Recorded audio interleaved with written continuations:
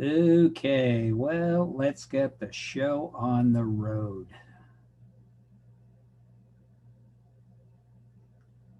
Now, we were told, oh, wait.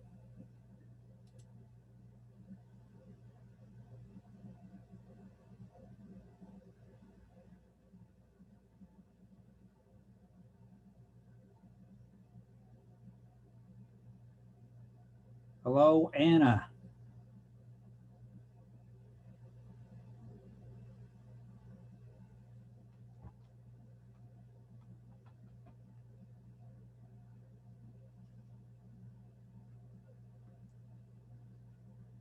Now, just to bring you all up to speed on current events, Trump is no longer president.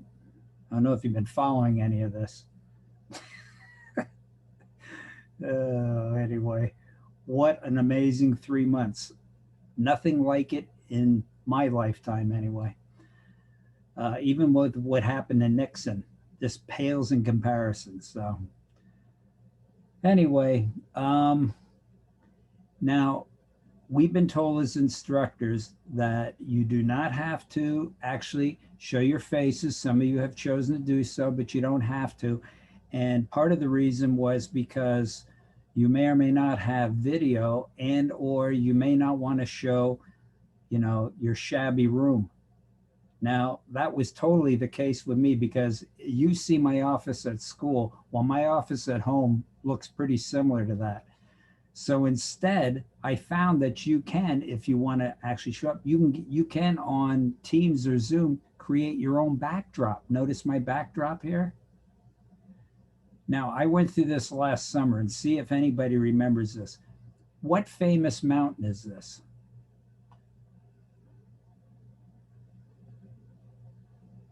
See, because I know you're all a little fuzzy on geography, so I thought I'd go over this. Okay, I'll give you a hint. It's in Europe. It's a continent, Europe. Okay, okay. This is so big. Is it the mountain with the super long name? Like, what are you thinking of? Anti-disestablishmentarianism or no? Only your mountain. Oh my God, that's funny. Thank you. Um, See, you guys get me. All right, I'll give you another hint. It's in Switzerland.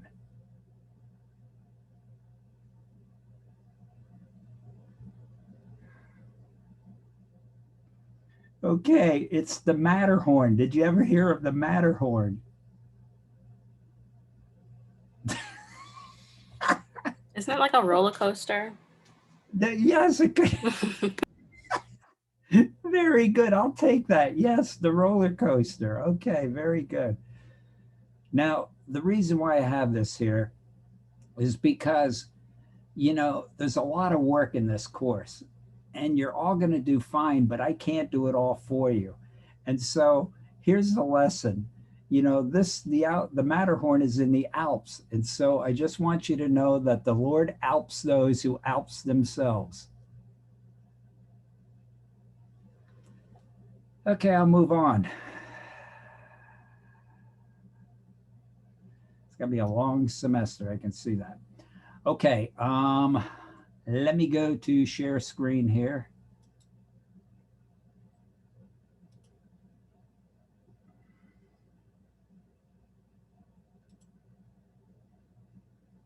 Can you all see the syllabus?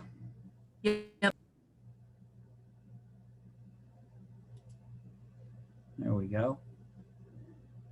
Well, it's wrong right off the bat. Doesn't have 2021 in. It's so hard to get good help. Anyway, here are all the required texts. Were you able to find them all? Thanks to Sierra. So you can blame her or thank her. She pointed out to me that, for the last 4 years, the book Legislative Advocacy for Social Workers, Affecting Change, Legislative Advocacy for Social Workers has been out of print, but the bookstore has always been able to scramble up 15, 20 copies until this year. And had Sierra not pointed it out to me, I would have had no idea. I would have just assumed they once again scrambled up copies. as I asked them to do. So anyway, I found this one, and it's about similar length. It's written for social workers, which is my point, because there's lots of legislative advocacy books out there, but they're not all necessarily written for social workers. So this one is, and I think you'll find it to be a helpful text. This first text, Confronting Injustice and Oppression, David Gill was one of my professors when I was in graduate school. He was at that time at, where was he? McGill University? I'm not sure where, but anyway, he was a visiting professor where I was at Washington University in St. Louis. The guy's freaking brilliant. And he is another one of the social work professors, or social work as I would call a radical social work professor in terms of his political leanings. But he was raised in Israel on a kibbutzim. So he really comes from a perspective where he embraces collectivity and collective approaches to things. This book I've been using for years. It's well regarded in social work circles. This is a new book I came across a few years ago, Economics. There was also a book called Economics for Social Workers, and I thought, what better book? Well, of course, that went out of print too. So then I found this one, and it got all kinds of rave reviews, and it's like a comic book format. I don't know if you've opened it up yet, and yet it's a really excellent book on how to learn economics and the history of economics in our society. So I think you'll find it entertaining. There's little jokes woven in there, and it's like reading a comic book, but it's uber informative. Supplementary texts are just there for window appearances. Okay. Hey, you know the drill about synopses. Most of the synopses are 200 words. But most of the ones in economics are 400 words. Okay, so you know the drill. When you get to go right to the course outline.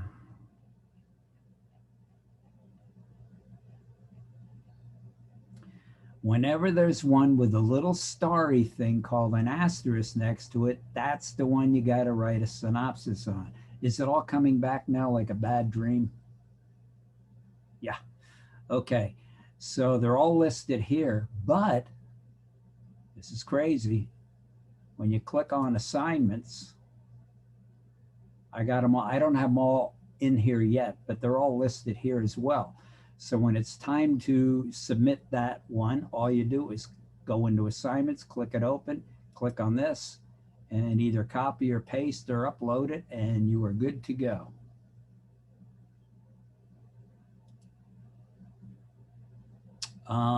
By the way, on this one, it's indicated in the, on this one, you're going to read the foreword, the introduction, and the preface to economics, which is only a few pages all together, and just write 200 words on the three of them together. Everybody got it? So it's not one on the foreword, one in the introduction, one in the preface, just 200 words on these three together. And that's the exception, because all the rest of the synopses in economics are 400 words, because you're going to be reading a lot. And so 400, you won't even be able to get it all together in 400 words and really cover everything, but you'll get the gist. Okay, back to the syllabus.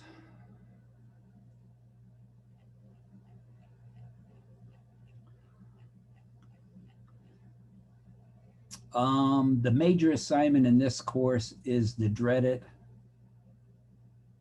written analysis of a student-selected U.S. social welfare program. Next week, I'll start talking to you about what one you want to do, so start thinking about it.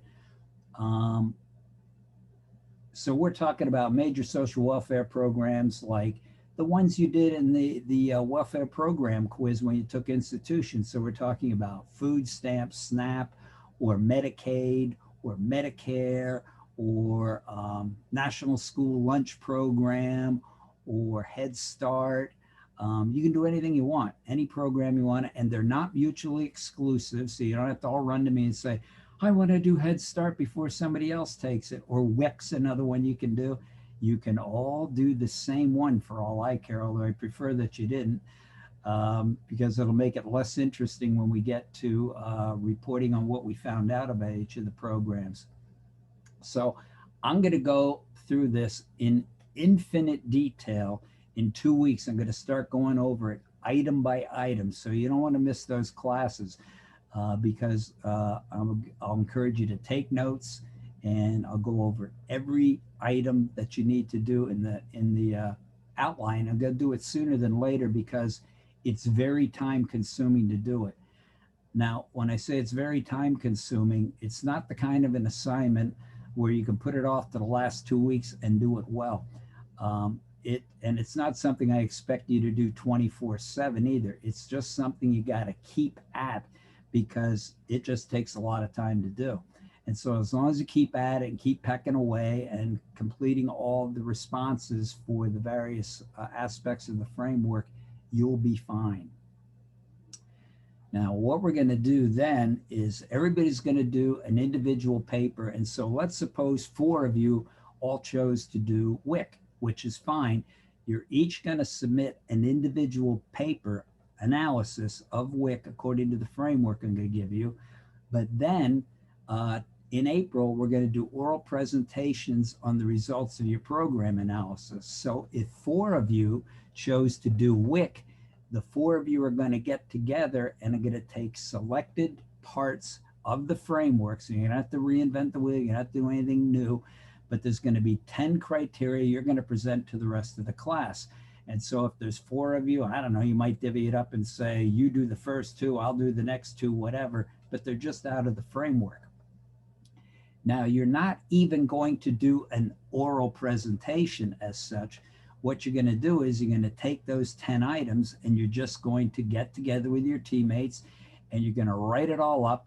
And then when it's time for your oral presentation, you're just simply going to submit the write-up. We're all going to read it as a group, and then we're going to ask you questions about it if we have any, and I always do, to help us learn more about the program. So let's suppose between the entire class, 4 or 5 programs are covered. That means we're going to get a more in-depth look for all of us at 4 or 5 of the programs through your written and oral presentation of it. Does that all kind of make sense?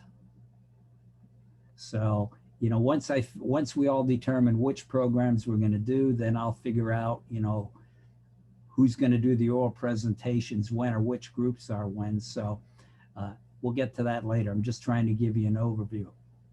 Another assignment is to demonstrate your understanding of legislative advocacy.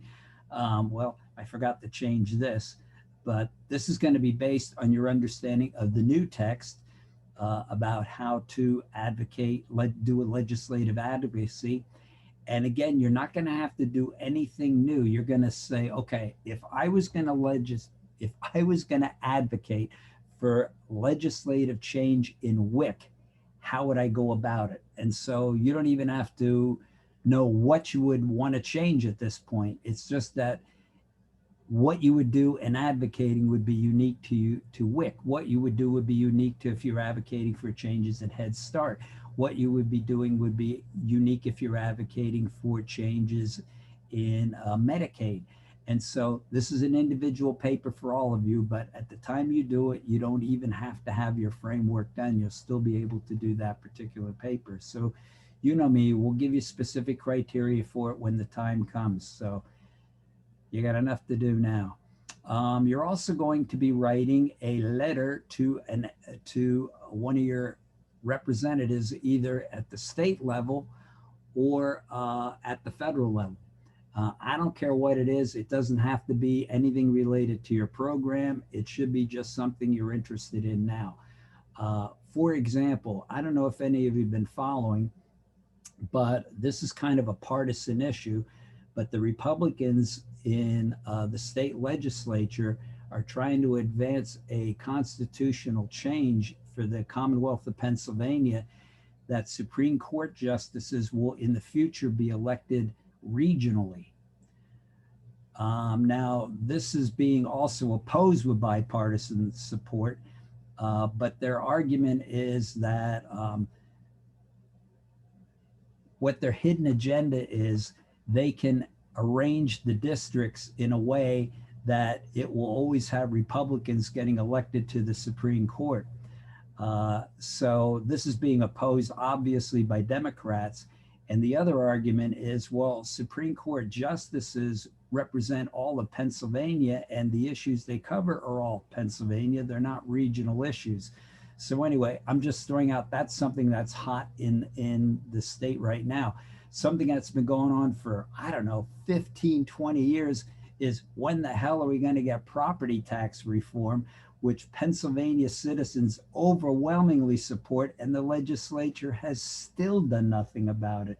So it could be something you're interested in, or something at the local level, or it could be something you want to write to somebody in Washington about.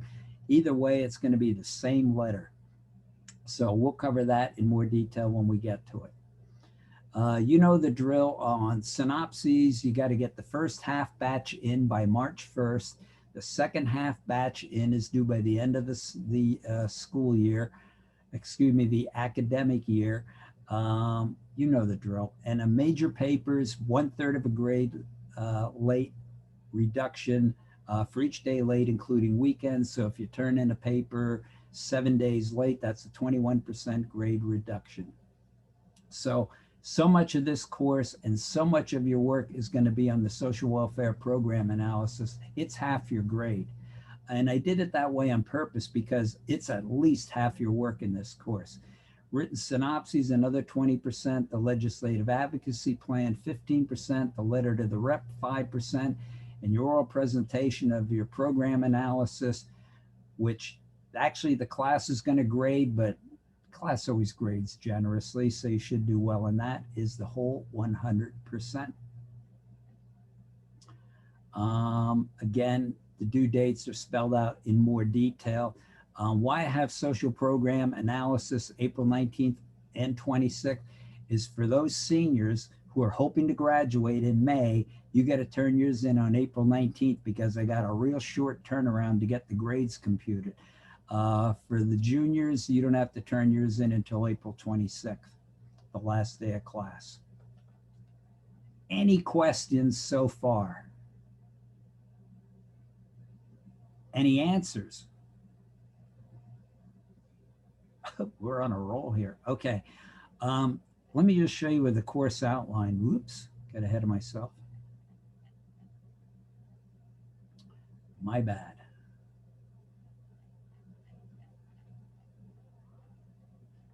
Hey, by the way, if you haven't met her yet, we have a new administrative assistant. She is in, of course, Trisha's old office. Her name is Jennifer Webb. She goes by Jen.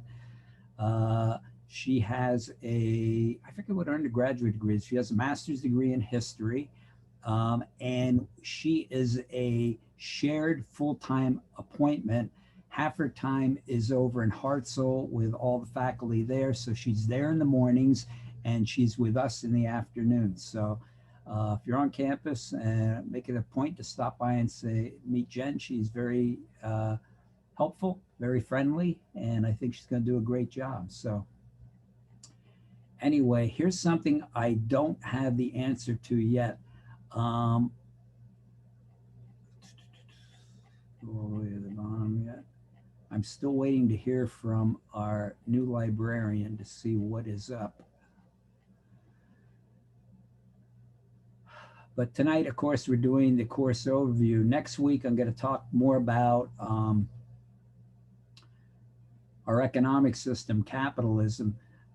You know, the videos, one of the things I can't do is show the videos I would normally show in class. So for those of you who took community organizing with me last fall or in the minorities course last fall, I was scrambling to try to find as many of these videos as I can, streaming or on YouTube or something. So if I can, I'll find these videos. And if not, we're not going to be able to watch them all, which is a shame because they're really excellent videos. But anyhow, On February 8th, I need to know what your program choice is for your major analysis, because that's when I'm going to begin going over it. So I want to make sure by the time I go over it, as I go over it, you know what program you're doing so you can relate the parts of the framework to your particular program. Now, normally what we've done in the past, and we were able to do it last year too, because we were able to sneak it in before the pandemic hit, is we would go over to the library, and the then director of the library, so some of you may remember Mary Beth Free, who is an expert in policy analysis, would actually go through the entire freaking framework and show you how to find the information online for each item. She told me that she trained somebody else to do it in the future. Unfortunately, I haven't been able to identify who that person is yet. Now, so again, we're not going over there. It would be a virtual presentation if I can identify who that person is. If not, I saved the material that Mary Beth gave me from last year, and it's not going to be like, oh my God, it changed. Everything changed since last year. So you'll still be in good shape, and I'll share that all with you. But I am hoping to find out who the reference librarian is now, who is willing to take on that assignment. So we'll see what happens, and I'll keep you tuned on that as soon as I hear from the new head librarian. I can ask. I work there, but actually I don't work there right now because we're not going to work. But when I do get back to the library, I can ask around. Yeah, okay. And I have an email request into that. It's the beginning of the semester and everybody's swamped, so I'm sure she'll get back to me as soon as she can. But again, all the first half batch of synopses are due March 1st. And then and the letter to the representative is due March 8th. That was normally due after spring break, but you see, there is no spring break in here. So I have to turn in midterm grades by March 5th. So that's going to be some week, is all I can say, for me anyway. And then the oral presentations begin on April 5th. Again, who goes when depends on who does what. I'll figure that all out once I know who's doing what programs. April 19th, the major program analysis due for the seniors. April 26th is our last day of class. All synopses are due, and the major program analysis for the juniors is due then. Any questions on the timing?